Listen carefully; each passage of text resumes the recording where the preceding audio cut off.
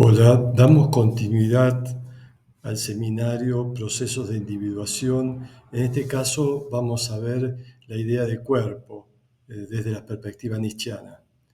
Y partimos de una imagen spinoziana que dice qué es lo que puede un cuerpo, es decir, cuál es su potencia. Vemos que el cuerpo es una composición de fuerzas interactivas, de fuerzas que trabajan en una tensión. Este conjunto de fuerzas en interacción crean un cuerpo.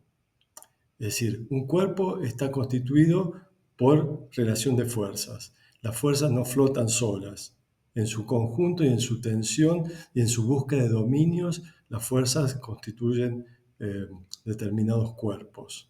Y de esta perspectiva, del concepto de fuerza, del concepto de voluntad, del concepto de intensidad, de la idea de energía, da una visión antropológica totalmente diferente a lo que la academia dentro del ámbito del mundo occidental genera ligado a la representación, lo racional, ¿no? En este dualismo mente-cuerpo. Nietzsche estaría atravesando este dualismo para plantear la vitalidad de una vida. Entonces tenemos que el cuerpo es un campo de fuerza, como habíamos dicho, como un proceso, como un elemento basal, las fuerzas en interacción.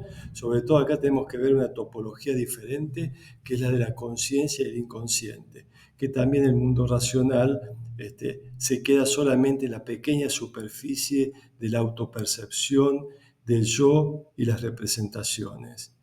Esa pequeña superficie autoconsciente se sostiene bajo el soporte de todo el universo personal que tenemos ligado al inconsciente, no desde la clínica ni la psicopatología, pero es todo el historial de una subjetividad entrelazada y que es lo que sostiene al campo de la conciencia.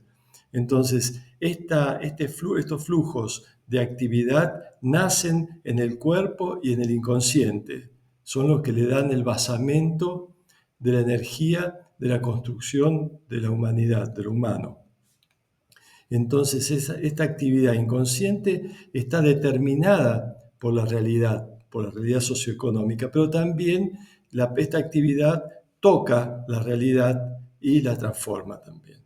Entonces tenemos estos flujos de fuerza, estos devenires, según cuál sea el destino o la vectorización de estos devenires de las fuerzas, van a crear políticas diferentes. Por un lado tenemos las fuerzas, los devenires de las fuerzas, de las potencias ligadas a aspectos de liberación, de ligaduras de fuerzas activas, ligado a las potencias. Esto plantea una política emancipatoria que es totalmente diferente y que tiene que hacer ruptura a la política vigente, la política conservadora, reaccionaria, que trata de sofocar, de reprimir, de censurar, de obturar las fuerzas activas. Son los poderes vigentes, ¿no es cierto? Entonces este inconsciente marcado por fuerzas intervinientes, fuerzas activas, comienzan en relaciones azarosas. Y esto es lo que Nietzsche plantea como importante, como sorprendente, como maravilloso, ¿no? Estas fuerzas activas que producen cuerpos.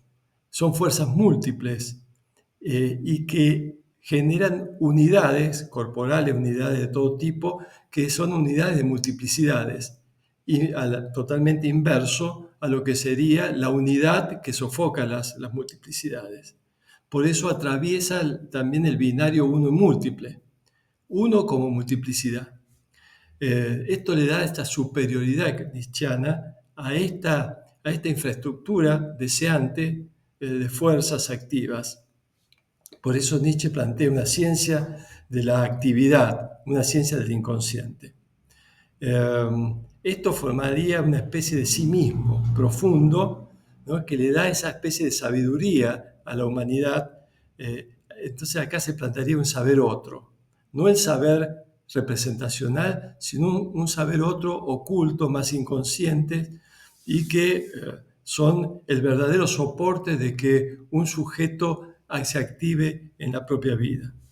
Desde este punto de vista, y siguiendo un poco a Onfray también, que opina sobre Nietzsche, habla sobre el cuerpo real, no el cuerpo abstracto del dualismo que siempre se encuentra degradado, el cuerpo como secundario. No, acá se plantea el cuerpo como potencia. Y el mismo Nietzsche lo padeció, el sufrimiento, pero el sufrimiento que abre otra perspectiva, el sufrimiento que abre la perspectiva de la salud, la gran salud, ¿no? Esto desde otra perspectiva. Desde la enfermedad se piensa la gran salud. Y desde el punto de vista más político, el poder como esa producción deseante, ese sí afirmativo, esa voluntad afirmativa, que está ligada a la posibilidad de ser afectados. Es decir, una subjetividad, un colectivo, lo que sea, va a tener mayor potencia cuando mayor capacidad de afectación tenga. Este sí afirmativo, esta voluntad afirmativa, es la que está ligada a la sensibilidad, a los afectos, a los deseos, esta intensidad. Entonces aquí aparece la pregunta, bueno, pero ¿cómo están las cosas en nuestra época? Que es la distinta a la de Nietzsche, ¿no? Evidentemente prevalece y confirma la visión nietzscheana del nihilismo, es decir, la degradación de la propia vida. Entonces, nuestra época marcada por la estimulación digital permanente, una aceleración de los estímulos en la infoesfera, como habíamos visto anteriormente. Entonces, esta es una primera idea, una primera aproximación al tema del cuerpo, a la vitalidad, a la capacidad de ser afectados, a la capacidad de poder producir una política emancipatoria, fuerzas activas. Bueno, la seguimos.